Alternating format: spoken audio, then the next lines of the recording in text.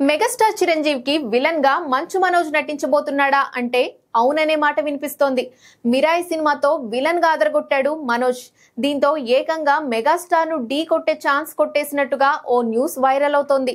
ప్రస్తుతం అనిల్ రావిపూడితో మన శంకర్ వరప్రసాద్ గారు సినిమా చేస్తున్నారు మెగాస్టార్. వచ్చే సంక్రాంతికి ఈ సినిమా రిలీజ్ కానుంది. ఇక ఈ సినిమా తర్వాత మరోసారి బాబీ దర్శకత్వంలో ఓ ప్రాజెక్ట్ చేయబోతున్నారు. ఇటీవలే మెగాస్టార్ పుట్టినరోజు సందర్భంగా ఈ మూవీ అనౌన్స్మెంట్ వచ్చింది. దసరా సందర్భంగా ఈ సినిమాను ప్రారంభించబోతున్నట్టుగా తెలుస్తోంది. ఈసారి బాబీ వాల్తేర్ వీరయ్యకు మించిన కథతో రాబోతున్నట్టుగా చెప్తున్నారు. పవర్ఫుల్ యాక్షన్ బ్యాక్ డ్రాప్ తో ఉంటుందని అంటున్నారు.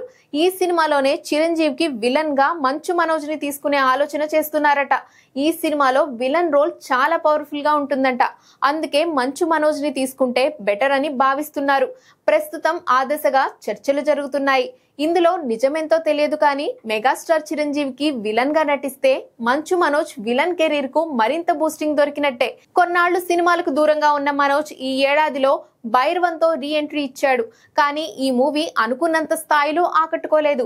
కానీ మిరాయి మాత్రం బ్లాక్ బాస్టర్ గా నిలిచింది. మరి చిరు వర్సెస్ మనోజ్ వార్తల్లో ఎంతవరకు నిజముందో చూడాలి.